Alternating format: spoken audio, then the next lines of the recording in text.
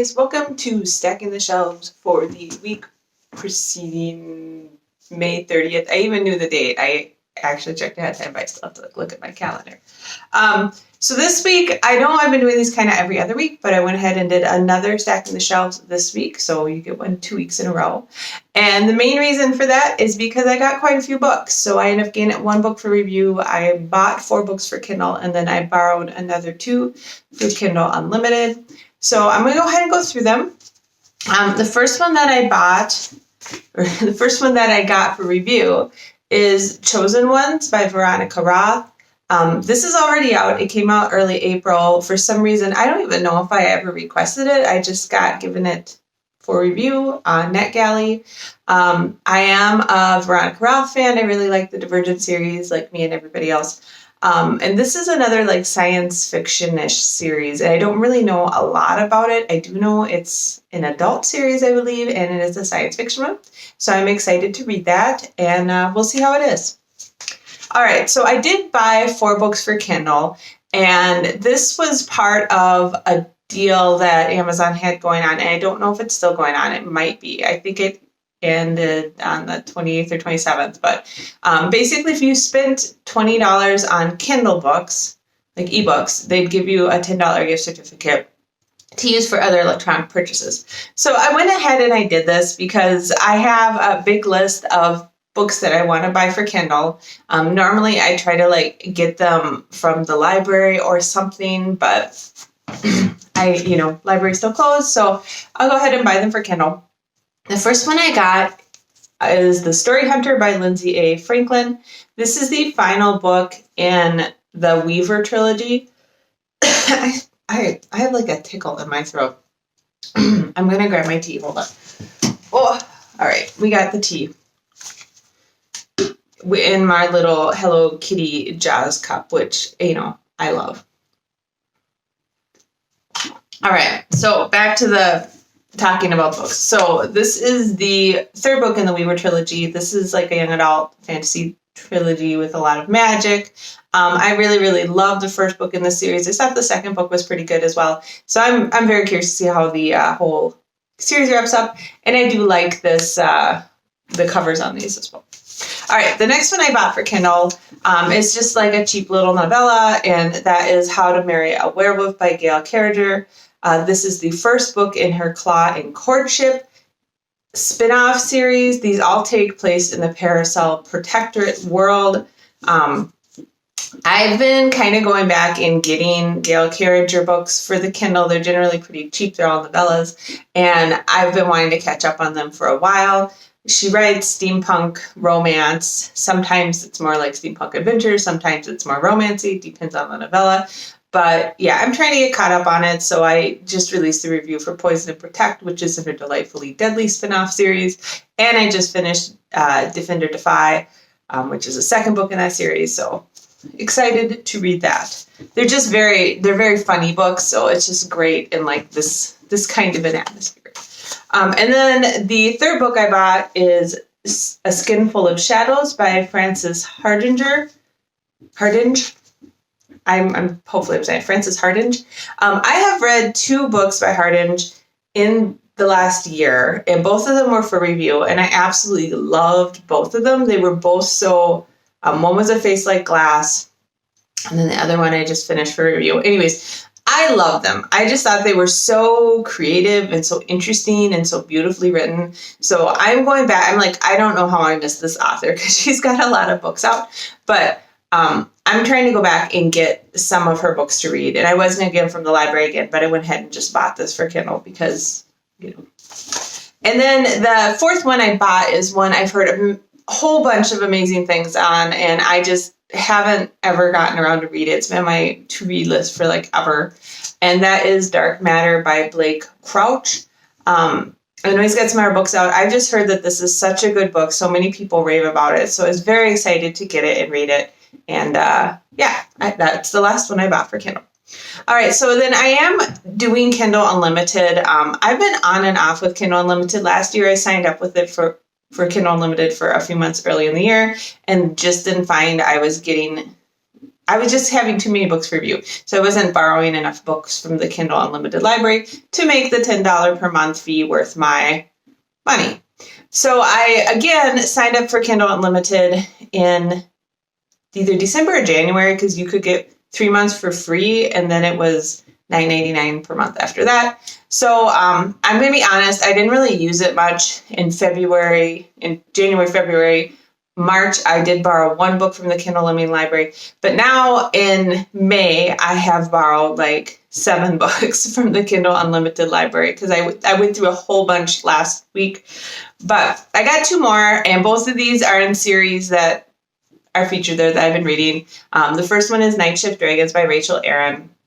Rachel Aaron is very well known for her Ellie Mon Press series and her Heartstriker series, which I really, really liked. This is a spin-off series from the Heartstriker series and takes place, I believe it's 15 or 20 years after the Heartstriker series. And this is the third and final book in the trilogy, the DFZ trilogy. So this trilogy is called the DFZ trilogy. And it's about Opal, who is a half-dragon who is trying to get out of from underneath her dad's draconic thumb and make a living on her own. And it's very funny and humorous and lots of action and adventure, and I really, really like it because I love the DFC and I love being able to go back there. And there's a lot of cameos from the Heartstriker series in here as well, so I enjoy that too. All right, then the second book I borrowed from the Kindle Unlimited library is Dark Arts in a Daiquiri by Annette Marie. Those who have been following me for a long time know I'm a huge Annette Marie fan. I don't know why it took me so long to start this latest series of hers. It's an adult urban fantasy series. I just want to make sure I get the name right. It's the Guild Codex Spellbound series. She also has a Guild Codex Demonic Arts series, I believe. And it looks like the 2 series are kind of intertwined, like the first 3 books in the Spellbound series, and then there's like Demonic Arts and then a Spellbound. And so they kind of are intertwined, but they feature different characters. So this is the second book in that series. I read 3 Mages and a Margarita first. I really liked it. They're just quick, fun urban fantasy reads with they're funny. They have neat characters and some interesting concepts in them. The whole series is about a young woman who is maybe a little bit too outspoken and aggressive with people, and she's looking for a job. She keeps getting fired from waitressing jobs because she kind of lashes out at anybody who's making her life hard. And she gets a job in a mysterious bar where she ends up finding out it's a bar frequented by mages, which the rest of humanity does not know exists. So it's like a normal person put in this crazy situation with all these magical humans, and it's very good. I thought it was very fun. It's got a little, not really, maybe a little bit of romance, but not really a lot of romance. It's more just kind of a funny, urban fantasy situation thing. And she's not really one of those heroines who runs herself ragged, but she does maybe take unnecessary risks and put herself in strange situations. So that's what I got. The 1 for review, the 4 that I bought, and then the 2 Kindle Unlimited. So 7 books this week, which is why I decided to go ahead and do this post. I am in the midst of finishing up my time off of work. As I mentioned, we do have to take half of our vacation by the end of June, and then we are furloughed on a paid furlough on Fridays and then the Tuesday after Memorial Day. So because of all of that, I had all of last week off of work. And then this week I did call in and work on Wednesday, which was actually kind of hard. I am not a person who has any trouble having time off of work. I'm a very busy person. So I got very busy working on stuff for my blog and doing projects around the house. We fixed our deck.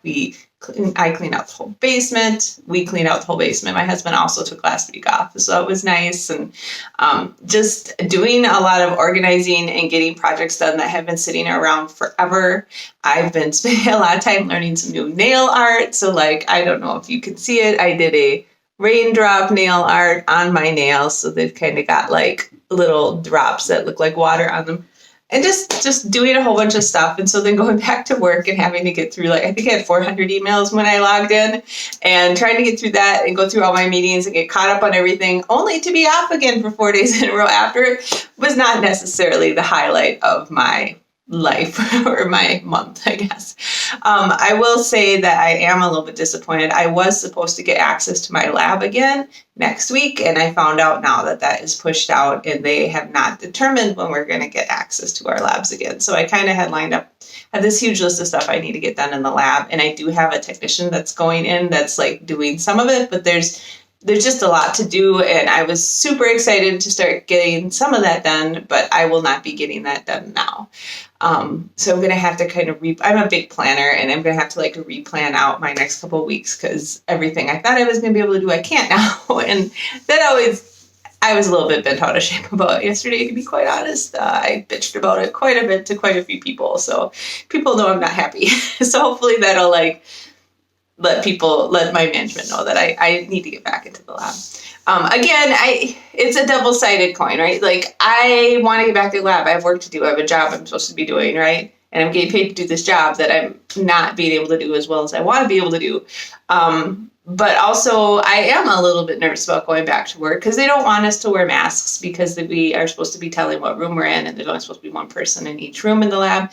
And these lab buildings are very low density. So, like, you can't have like one person in each lab and, never see anybody. Even on a normal work day, I could like not necessarily see a whole lot of people. So it's not an impossible thing. It's not really a very dangerous situation. In addition, all of the lab buildings have very fast air recirculation, because we work with so many chemicals. All the air is refreshed throughout the building. I think it's like 15 minutes or something like that. So there's not a buildup of air. Like, air's not recirculated. Fresh air is brought in constantly. So, but it still does make me a little bit nervous, right? I do have to get into my car. I have to do my 50-minute commute to work. And I know that, I have to bring food and stuff, because like all the cafeteria services are shut down, and then I'm going to be in this building working. And then you have to trust that your coworkers are going to be responsible, and, just normal kind of anxiety things about changing routine again. But I'm so sick of sitting at home working on my computer all day and just kind of doing stuff that maybe it's important, but it's not part of the critical path necessarily of what you need to get done for your job. Anyways, enough bitching about that. What else is going on? I did finally recolor my hair back to the color that I've had it for a really long time. Again, I have time to do these things, so, whatever. I also trimmed it, which is nice. And then it's been warm here in Minnesota, so we've actually had, as you can tell, I'm wearing a tank top, and some of you might laugh. It's been like 78 to 80, which seems super warm to us right now. So yes, tank tops and shorts are the way to go. Other than that, I've still been playing a lot of Beat Saber on the PlayStation VR. I do that for maybe an hour, sometimes 2 hours a day. It really is a pretty good workout. I'm working on the Expert Plus level songs now, which are very hard, but, we're working through that. We did get Minecraft Dungeons, and so we're going to try that out as a family this weekend. We finally broke down and bought my son a trampoline, because, like, there's a lot of the big trampolines in our neighborhood, and right now, like, nobody's some people are letting their kids play together, but most people are kind of keeping their families, as they should be, secluded. So being that our cruise was finally canceled, and I don't know if I talked about this last week, but it was finally canceled, and we're going to be getting all of our money back from that. I was like, since we're not doing this huge trip this year, we'll go ahead and buy one of those giant trampolines, and it's supposed to come on Saturday, and we're going to go ahead and like put that all together.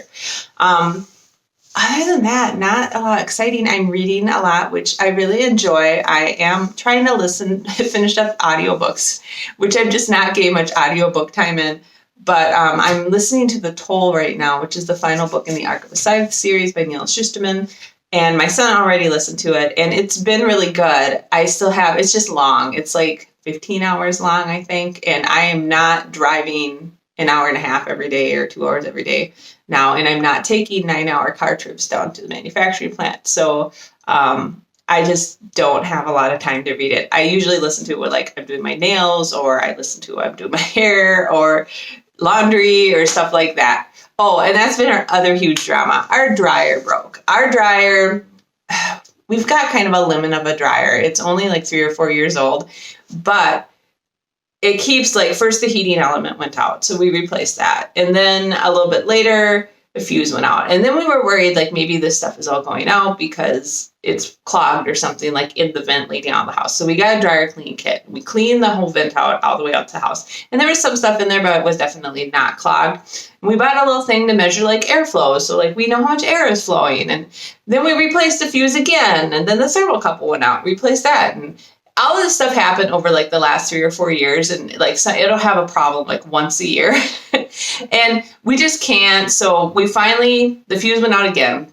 We bought the whole kit, replaced everything in it, and it went out again. And we're just like, we don't know what to do at this point, right? And people may say, what do you mean you're doing this all yourselves? Yes, we do it ourselves, because if you get a service person out here, it's going to be at least $150. And I could buy this fuse for $8 on Amazon and watch a little YouTube video and take the dryer apart and replace it, right?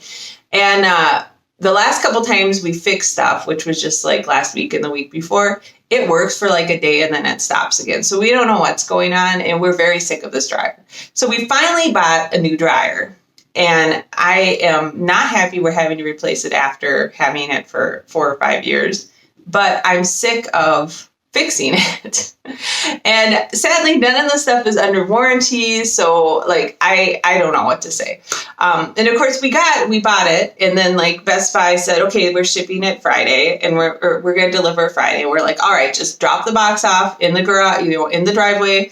We will move it up and install it. It's not a big deal. We're going to bring our old one down and leave it in the driveway, and you can pick up. And they're like, that sounds great. Then they email me and say, oh, by the way, we're not going to deliver it Friday because we're no longer delivering in your area because of COVID-19. And I'm like, what? And they're like, but we think we can deliver it mid-June. And I'm like, I don't have a dryer that works right now. I mean, granted, it's warmish out. So like I actually bought some drying racks now from Target, and we like have clothes hanging all over our house drying because anyways, it's been very frustrating. We've got I actually had a fan in the basement to bring up, and we've got drying racks with a fan now, to dry the clothes. And of course they end up all kind of wrinkly and it doesn't remove the lint. And anyways, it's been a deal, right? So I called Best Buy and I'm like, what's going on? And they said, oh yeah, actually, no, that's just, that dryer's out of stock until mid-June. And I'm like, well, could you let me know that and not say well, I'm not delivering to your area? So then we went and told them to cancel the order, went and bought the dryer from Home Depot instead. And Home Depot supposedly is delivering it Tuesday, so Tuesday of this coming week. So I only have to deal with, I have not had a working dryer for a month at this point, or maybe a month and a half. And it is just a pain in the butt. And it's less of a pain in the butt because I'm working at home, so I can get up and rotate my laundry on and off the drying racks. But once I go back to work, it will not be a doable situation. So hopefully our dryer comes. Keep your fingers crossed for me. This is not a good time to have appliances break. Other than that, as far as the COVID-19 situation, things are just the same here. We are saving a lot of money because we're not doing anything. We are getting a lot of refunds from my son's lacrosse got canceled, his hockey got canceled, his swimming got canceled. So he's not doing anything this summer. His Adventures in Cardboard camp got canceled. Gamehole Con, which we were super excited to go to in November, was also canceled. So we canceled all the hotel room and stuff for that. Just a lot of cancellations. And so my credit card bill has been very low. In fact, I think I'm going to have a negative. I'm going to have a credit bigger than our credit card balance for the next couple months. So I guess that's nice. I don't know. It kind of sucks. My son only has 1 more week left of school, so we're all excited about that. He is going to go to sport camp at this point, but not until July. And we're hoping that swimming lessons will start up for him in July as well. So that's kind of where we sit with all of that. Not a lot of, work updates or anything like that. I know Minnesota is one of the highest infection rates, which people are making a huge deal out of, but the reality of the situation is the states that went into lockdown earlier, like California, Minnesota, just didn't have a big increase in infection rates early on. So we're having it now. And I'm trying to remind people around in my family that, this is kind of the bad time, and we're not supposed to hit peak infection rate till July now, and maybe into June, early July. So just, everybody just be good. do what you're supposed to be doing. So we are trying to do that. We did manage to schedule camping for the second week of June, so we're excited about that. We will be up in our camper in a relatively secluded camping area, fully enclosed with our own bathroom and food and everything. So I think it's pretty safe, and we're hoping to do some hiking while we're up there and enjoy the Lake Superior region and all that. That's pretty much it. So this was a longer post. I apologize. I talked a lot. But I hope you guys got a lot of great books this week, that you're having a great time reading wonderful books, and that you're staying safe. I will talk to you later. Bye.